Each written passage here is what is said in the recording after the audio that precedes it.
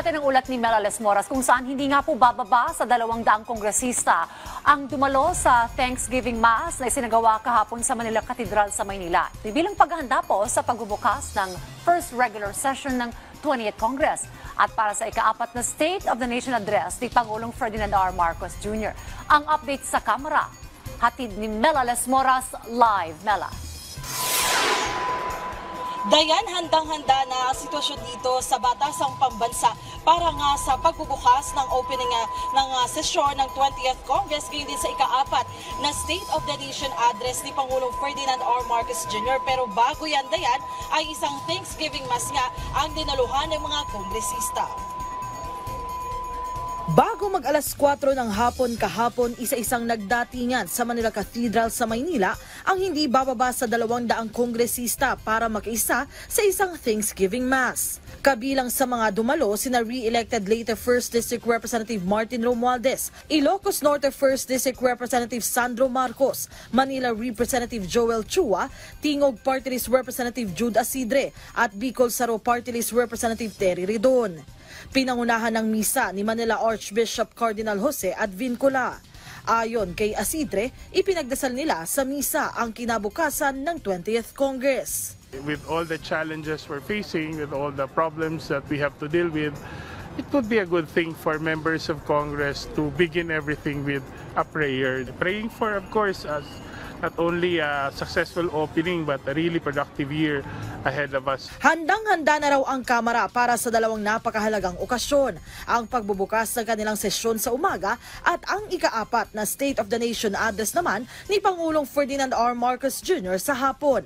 Sasabak agad sa trabaho ang mga kongresista, kaya nakalatag na rin ang kanilang mga tatalakayin. Well, very important ho na mag-focus po talaga tayo dun sa mga gut issues at this point. No? So, mahalaga na pag-usapan ho natin yung presyo ng pagkain, presyo ng bigas, presyo ho ng mga batayang mga pangangailangan ng mga kababayan natin. So, yan po yung isa sa mga talaga tututukan po ng kongresong ito. Dumaan sa lockdown ang Batasan bilang bahagi ng security measures. Mayroon na ring nakalatag na traffic rerouting plan sa Quezon City. Dayan, ipakita lamang natin yung sitwasyon dito nga sa Batasang Pambansa. Specifically, nandito tayo sa North Wing Lobby ng Batasang Pambansa kung saan marami ang nagpapasokang bisita kapag SORNA at pagbubukas ng sesyon ng Kongreso. At dayan, sa unang pagkakataon in recent memory ay walang red carpet. Yun yung makikita, walang red carpet dito ngayon.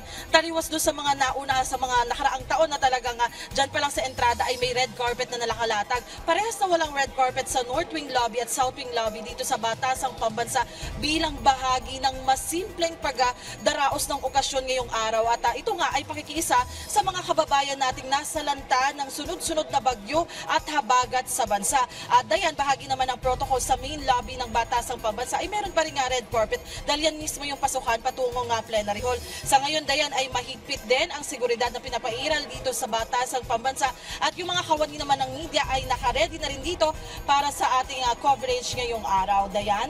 Alright, so Mela, compared to the past zonas, mas mahigpit ba yung seguridad na ipinatutupad ngayon sa mga papasok dyan sa Batasang Pambansa? For instance, yung experience niyo ng mga member ng media.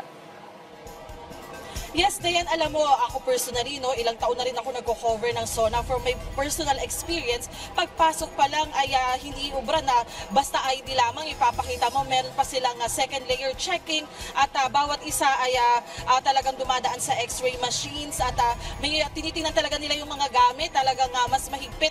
Kung ating ikukumpara, no, based on personal experience, mas mahigpit yung seguridad na pinaiiral ngayon dito sa camera, which is a good thing, no? Dayan, kasi ito ay for security, hindi lamang ng ating mga opisyal ng pamahalaan, kundi syempre ng lahat ng dito ngayon sa Batasang Pambansa. Dayan? Alright, Mela, anong oras inaasahang magsisidatingan yung mga members of House of Representatives sa pagbubukas ng 20th Congress? Dayan, ngayong alas 10 kasi ng umaga yung opening session ng 20th Congress. So as early as 8 a.m. or 9 a.m. inaasahan natin na may mga magdarating yan na mga kongresista, lalo pa yung iba sa kanila ay nag-commit din sa mga kawani ng media na sila ay magpapa-interview muna, ipanglalatag nila yung kanilang mga personal priority bills at iba pang isusulong ngayong 20th Congress. At mamaya naman, Dayan, pagkatapos nga ng sesyon ng dito nga sa Kamara ay mamaya abangan din natin yung joint session, yung SONA ng Presidente. Yan naman ay alas 4 ng hapon. So merong bakanteng oras na yan at mamaya inaasahan naman natin sa hapon ay mga alas 3 or even 1 to 2 p.m. ay magdaratingan na rin yung mga bisita para naman sa SONA ng Presidente. Dayan? Alright, Mela, mga ilan ang inaasahang mga guest or attendees para sa 4th SONA ni Pangulo? Dayan sa ating nasa 3,000 kasi bukod sa plenary hall ay meron pang mga viewing area dito. Pero dayan sa ngayon ay kinukuha natin yung final count nito nga mga inaasahan natin ng mga bisita dito nga sa State of the Nation address ng Presidente dahil anytime naman dayan pwedeng may mga attend pero pwedeng mga hindi mga makakadalo. Lalo na dayan itong mga nakalipas na araw may mga kongresista na rin na nagsabi na dahil lubos na naapektuhan ng bagyo yung kanilang mga nasasakupan ay posibleng hindi sila makaluwas o makapunta ng Maynila ngayong araw dito sa Metro Manila. Pero yan, Dayan, ay inaabangan pa natin kung ano yung magiging final count nga at kung sino-sino talaga yung mga makakadalo lalo na sa SONA ng Presidente. Dayan? Alright, tama no, Mela, with the opening of the 20th session, ay ang pagboto rin sa Speaker of the House of Representatives. So ano bang ugong-ugong? Same leadership? Walang changes sa leadership dyan sa Kamara, Mela?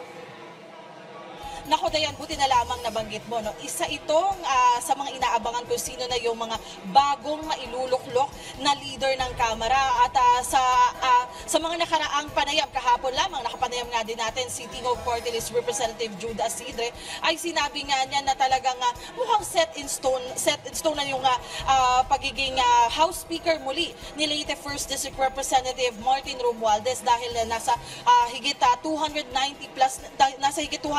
na yung pumirma ng manifesto of support para sa kanya.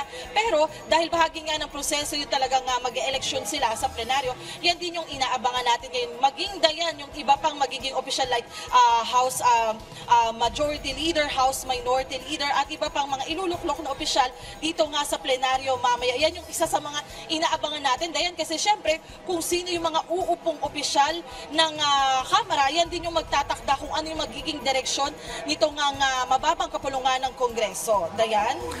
Maraming salamat sa update. Live po dyan sa Kamara. Si Mela Lesmora. Salamat, Mela.